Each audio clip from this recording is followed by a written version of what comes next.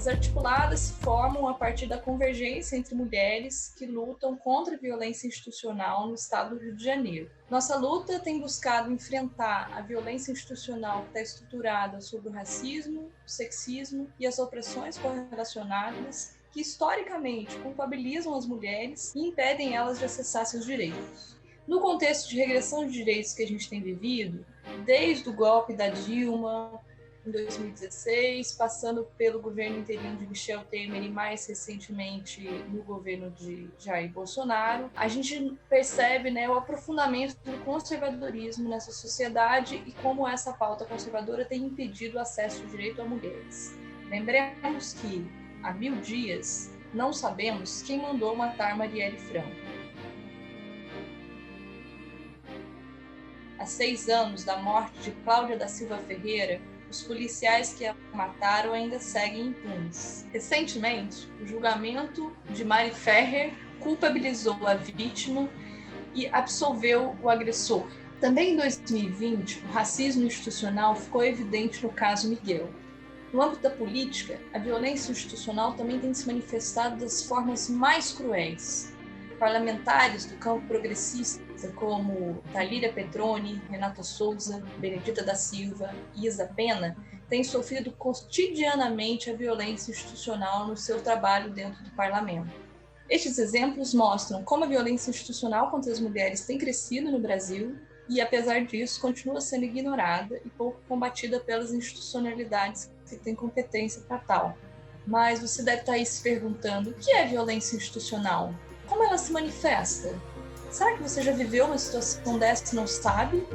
Bem, para responder essas e outras questões, as articuladas do Rio de Janeiro convidaram mulheres que lutam contra a violência institucional desde seus territórios, no cotidiano do seu trabalho e na militância política. A institucionalização desses processos de opressão, do patriarcado, do sexismo, do processo eurocêntrico que funda, que opera pela fundação de raças distintas, de raças que estão atreladas em lugares de dominação, e ele se dá num campo subjetivo, que é a institucionalização dessas marcas racializadas. Acho que é importante demarcar que a violência institucional ela se realiza pela ação, pela omissão e pela conivência das estruturas estatais, de agentes estatais, de reproduzir práticas de desigualdade em relação a esses corpos codificados. É fundamental mapear quais são as violências, quais são as estruturas que estão organizadas para dar resposta à sistemática das diferentes formas de violência que as mulheres sofrem, quais são as políticas, quais são os equipamentos que estão estruturados para dar resposta para isso, porque qualquer problema social, ele só se torna alvo de política social, ele só se torna alvo de planejamento a partir do momento que ele é mapeado. A gente pode resumir esse mapeamento como um esforço, de encontros formativos, um esforço de uma militância, já histórica de mulheres periféricas e também de um acúmulo de um conjunto de organizações que já atuam no campo de direitos humanos e da própria universidade.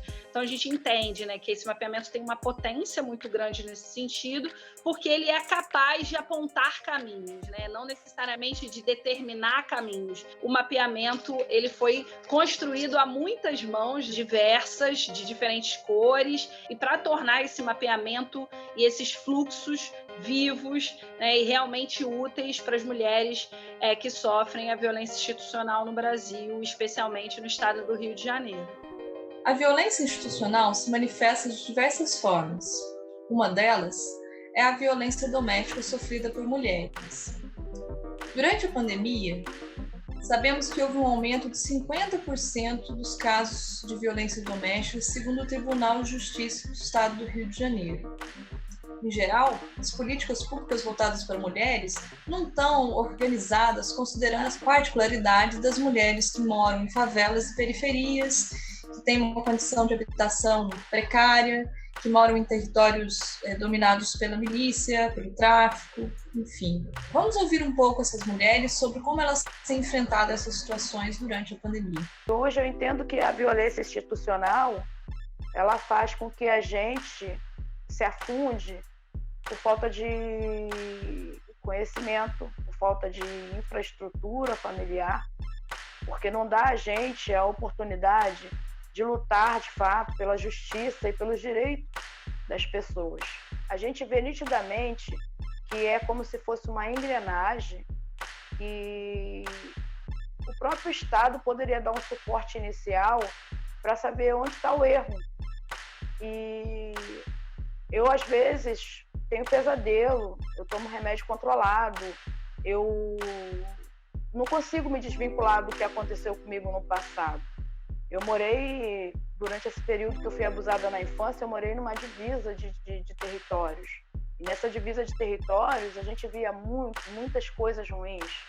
Então, assim, para uma criança, é um trauma que pode não parecer naquele momento algo que vai fazer nada, vai fazer diferença, vai naturalizar, por assim dizer, aquilo que você está vendo e ouvindo. Mas, ao longo do tempo, quando você vai crescendo, vai se entendendo como gente, você percebe que isso é uma coisa ruim, é uma construção bizarra de uma sociedade que negligencia o cuidado com as pessoas. Por mais que eu tivesse passado por tudo isso, eu passei o constrangimento no atendimento do médico, ter que falar tudo o que aconteceu de novo, ter que falar lá na perícia o que aconteceu, ter que falar na delegacia o que aconteceu de novo, e cada vez que eu tinha que vivenciar aquela mesma situação, isso me deixava muito fragilizada.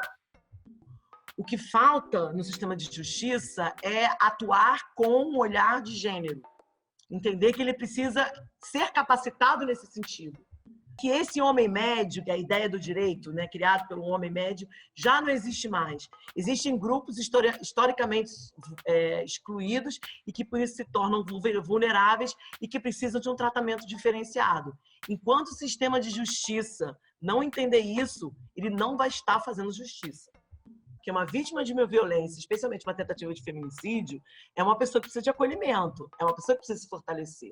Tá bom, ela se fortaleceu, ela vai fazer a denúncia. Quando ela chega no lugar da denúncia, se as pessoas começarem a atuar dificultando ou desconfiando dela, isso já vai causar nela... Pô, o que eu estou fazendo aqui?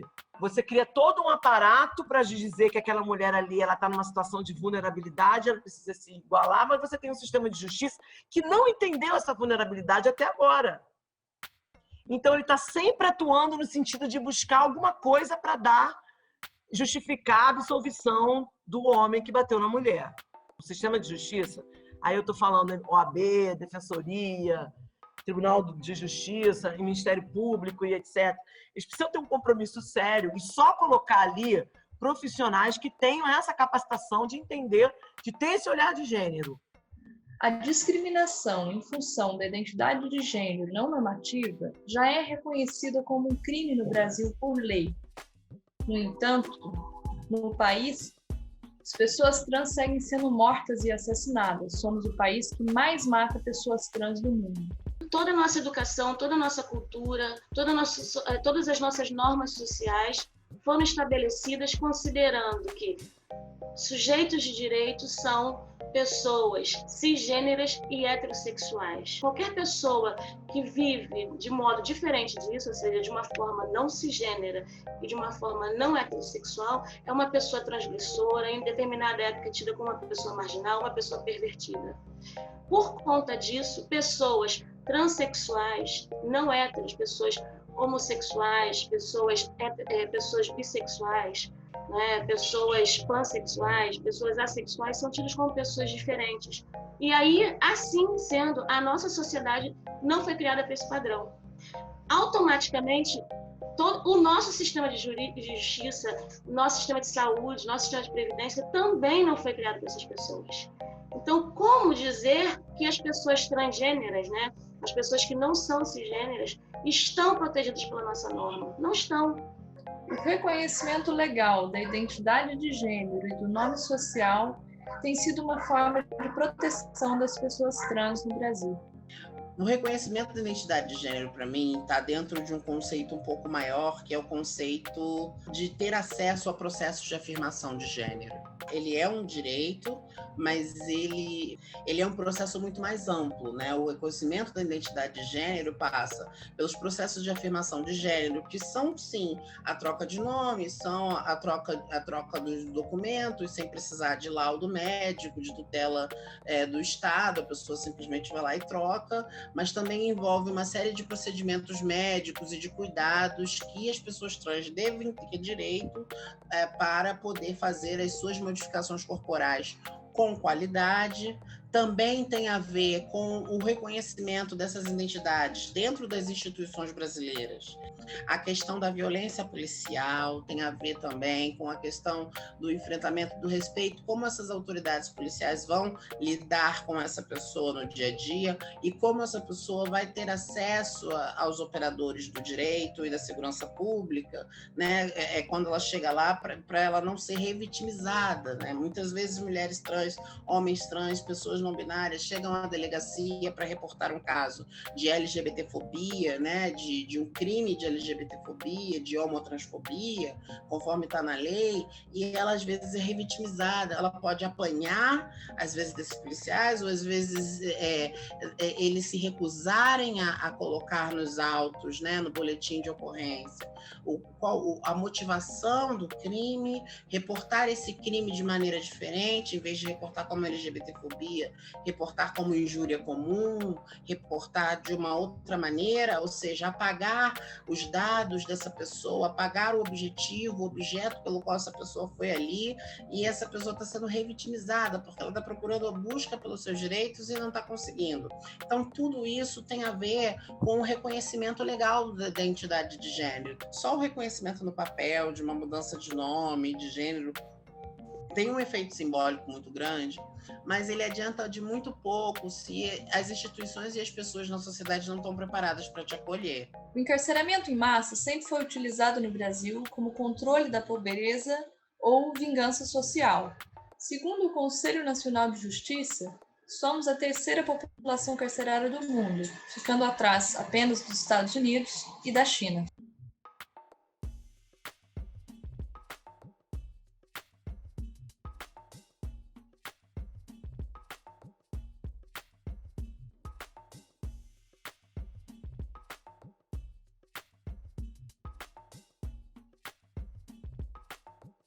A gente vive uma realidade com um presidente que defende a tortura, que defende o encarceramento, que defende o machismo, né? Que diz que o lugar de mulher não é na política, que o lugar de mulher é determinado pelo homem. E esses retrocessos que a gente vem vivendo nos últimos 2 anos têm afetado diretamente a população da favela e todos os jovens, né? E é nesse estado que a gente vive hoje. E o reflexo disso, o que seria? O reflexo de tudo isso que a gente vive hoje? Aumento do encarceramento e aumento do genocídio. Para a sociedade, é muito cômodo ter esse tipo de situação. Para a sociedade, ter o meu filho dentro do sistema é muito cômodo. Mas como é que a gente vai ressocializar um ser que nunca foi socializado? Que políticas públicas são voltadas para a favela? Poder bélico, caveirão aéreo, caveirão terrestre, as escolas estão sucateadas, a saúde não funciona, os UPAs estão sucateados, as clínicas da família estão sendo fechadas. E quando meu filho vem para a rua com uma tornozeleira, inocência minha, né? Meu filho virou um alvo da polícia. Toda vez que tinha operação dentro da favela de Manguinhos, era na cabeça do meu filho que a polícia botava o fuzil, porque a tornozeleira estava ali, dizendo para ele que meu filho era um criminoso, que meu filho era um marginal. Então, esse Estado que diz para você que você ganhou um benefício por bom comportamento para ir para a rua, para ir para dentro da sua casa, para ficar privado dentro da sua residência, no seu território, é o mesmo Estado que aponta o fuzil para a sua cabeça, dizendo que ele está ali e que ele pode decidir se ele vai te matar ou voltar a te encarcerar. É importante chamar a atenção que o punitivismo e a militarização, né, esse processo que entende o outro, né, como criminoso, ou a punição pela privação de liberdade e relacionado ao sistema de justiça criminal como mais importante para solucionar os conflitos sociais, ela diz respeito a um ataque direto às mulheres, tanto quando seus familiares são encarcerados, quando elas próprias são encarceradas, né? Durante o governo Bolsonaro, essa situação se aprofunda. E por que se aprofunda? Ela já existia, ela é parte da história da fundação do Estado brasileiro. Ela se aprofunda e ela passa a ser mais exposta, mais explícita. Não existe mais constrangimentos de falas racistas e misóginas, o que coloca as mulheres diretamente nesse alvo da violência institucional. Quando essas mulheres estão encarceradas, essa violência se torna muito mais dura. Por que muito mais dura? Porque elas são alvo da violência e da tortura física, mas elas são alvo também de forte violência psicológica e verdadeira tortura pela falta de informação, por exemplo, dos seus filhos. Além disso, elas sofrem mais processos disciplinares, porque qualquer problema considerado desvio gera um tipo de punição interna que impede essa mulher de acessar, por exemplo, a liberdade condicional e a progressão de regime que é prevista em lei, tornando o tempo dela privada de liberdade muito maior. Dois temas sempre são gritantes: a violência contra a mulher e a questão da saúde, né? E falar de saúde é falar de leitos obstétricos e falar de toda a violência que hoje nós chamamos de violência obstétrica. No passado nós não tínhamos essa nomeação. A violência obstétrica, né, que a mulher sofre, é uma materialização, é um exemplo da violência institucional. Então você tem a violência obstétrica é um tipo da violência de gênero, ou seja, aquela violência que a mulher sofre pelo fato de ser mulher. E por ela acontecer numa instituição, ela também é uma violência institucional. Em Caxias, por exemplo, a gente teve o dossiê Caxias, que contava casos de mulheres que tinham sofrido violência obstétricas em 2 maternidades aqui em Saracuruna e Primavera, maternidades essas que depois, pela mobilização, foram fechadas. Na Baixada Fluminense, parir acaba sendo um ato de violência, quer seja pelos poucos leitos obstétricos e quer seja pelo próprio atendimento. E eu conversava com meus filhos, né? Eu queria passar informação e eu queria ver se eles estavam prestando atenção. Aí ele virou para mim e falou assim: não, mãe, eu entendi tudo que você está falando aí. Aí ele pegou e falou: isso que você está falando, lá no quartel também acontece. Quando ele falou que no quartel acontece, eu fiquei toda feliz. Que eu entendi, sabe? Que ele entendeu exatamente o que eu estava falando. Aí ele, lá no quartel, acontece a mesma coisa, porque eles lá, quem já está antigo, acaba sendo violento com quem acaba de entrar. Aí ele, não, é porque às vezes eles querem dar a ordem, querem mostrar que existe uma hierarquia, e ele já vem xingando a gente, já vem chamando a gente pelo sobrenome, porque ele tem um sobrenome. Lá ele era chamado de Raposo, ele queria ser chamado de Tavares, porque ele sempre foi conhecido como Rodrigo Tavares no bairro, nos lugares todos. Mas lá tinha um outro Tavares mais antigo, então ele não podia ser Tavares, tinha que ser Raposo. Foi o primeiro processo de violência que ele sofreu, que ele perdeu o nome, entendeu? Ele já tinha sofrido o outro processo anterior, que é virar um número. Então ele já estava entendendo essas coisas. Não, eu não sou um número, você é 819. Não, eu sou o Rodrigo. Ele queria ser chamado pelo nome. Quando foi em outubro, no dia 17, meu filho foi morto. Meu filho foi morto covardemente na porta de casa. Então, eu fui ver um outro tipo de violência, assim, que me impactou e me atravessou mais diretamente, né? E que atravessou outras vidas também, né? Aquele negócio da interseção. Quando as pessoas, quando a gente vai conhecer as pessoas, a gente vai ver quem é afetado diretamente e existe aqueles que são afetados indiretamente, né? A gente chama de violência, são as vítimas ocultas. É uma dor que você vai carregar para sempre. E o processo continua sendo violento no momento que você vê o seu filho morto, no momento que você vai para a delegacia para poder fazer o boletim, né, de ocorrência. Você perdeu um filho, você perdeu parte de você. Mas por mais dolorida que eu estava, eu consegui perceber as perguntas maliciosas, sabe? Como eles eram violentos para transformar a vítima em culpado. Na verdade, eles já têm uma ideia prévia de que uma pessoa preta é um suspeito.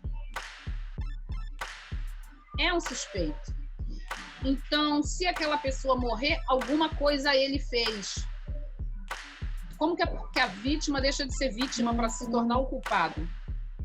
Desde os anos de 1980, que eu pesquiso a história da Baixada Fluminense.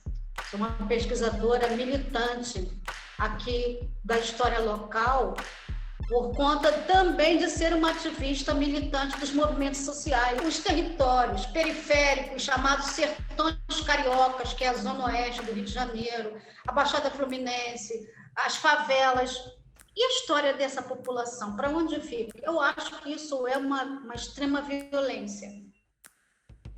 Eu participei, já da década de 70, de associações de moradores, de movimento pela luta das passarelas, a luta contra a violência contra a mulher. Na década de 80, as mulheres da Baixada, que participavam das associações de moradores e das federações de associações de moradores. Então, por exemplo, aqui em Caxias, eu participei da fundação da federação. Começou em 1979 e nós conseguimos legalizar e oficializar a federação em 1983. Mas em Nova Iguaçu tinha um MAB. Em São João de Meriti tinha a ABM. E essas federações uniam as associações de moradores em lutas. Importante, inclusive, das mulheres. Então, nós fizemos um encontro em Nova Iguaçu com mais de 3 mil mulheres da Baixada Fluminense para discutir as questões das mulheres, o Fala Mulher. A gente também vai ver a participação das mulheres na luta dos movimentos de moradia aqui. Então, assim, várias ocupações que as mulheres tiveram um papel muito importante. A dona Hilda Lissa, da Justiceira do Capivari, a Josefa, do Movimento Camponês, a Mãe de Santo, a parteira Dona Odete, lá do Olavo Bilac. Começamos a trazer essas mulheres populares, invisíveis, que lutaram, que atuaram, que se movimentaram e que movimentaram a cidade. É uma forma de garantir visibilidade para essas lutas, né? Tão importantes na conquista de direitos. Para o povo da Baixada, das periferias, das favelas, conseguir alguma reivindicação, tem que lutar muito. Então, é uma luta muito árdua, é uma luta muito grande, mas é uma luta de todos e todas. Essa é a diferença, porque essas pessoas que não, para a qual a nossa legislação, a nossa sociedade, né, não foi pensada, também é uma sociedade, é a sociedade delas, né? Depois que meu filho saiu, muita gente, amigos meus, que não são da luta, né, viraram para mim e falaram assim: aproveita que teu filho está na rua e sai da favela, vai para outro lugar. Você pode, você consegue, você é inteligente, você é trabalhadeira, batalhadeira, você consegue fazer isso. Tira teu filho daí. Mas como que eu vou conseguir viver em paz sabendo que outros jovens, amigos do meu filho, que cresceram junto com meu filho, estão vivendo a mesma violência que meu filho vive? E eu não posso fazer nada. E sair desse lugar que eu estou hoje é dizer para o Estado que ele venceu, que ele tem razão, que eu vou me retirar porque ele ganhou. Se eu sair daqui, o Estado ganhou. E eu não posso aceitar que o Estado determine o que eu tenho que fazer da minha vida, já que ele decide todo dia se meu filho vive ou se meu filho morre. Eu tinha que ser a voz do meu filho. A gente acaba sendo repetitiva quando fala isso, porque muita mãe fala a mesma coisa, mas é a verdade. Porque meu filho não está aqui mais para falar. Então, cabe a mim falar por ele. Eu que tenho que pegar e trazer as memórias do meu filho, eu que tenho que fazer isso. Né? Eu é que sei quem era ele. Eu é que sei quem era Rodrigo Tavares. E eu luto por isso. Eu não quero que apareça outro Rodrigo Tavares, outra Ágata, outro Marcos Vinícius, outra Emily, outra Rebeca. E a gente vê que, por mais que a gente lute, isso é incapaz de frear o Estado. A violência institucional apaga, faz um processo de apagamento. Por que apaga? Que é para poder você não ter memória, você não lembrar e você não ter nem resistência. Enquanto articuladas, enquanto coletivo de mulheres responsáveis por essa iniciativa, acreditamos muito que é a partir dessa troca de conhecimentos, de saberes, que conseguimos pensar em alternativas realmente eficazes para o acolhimento dessas mulheres.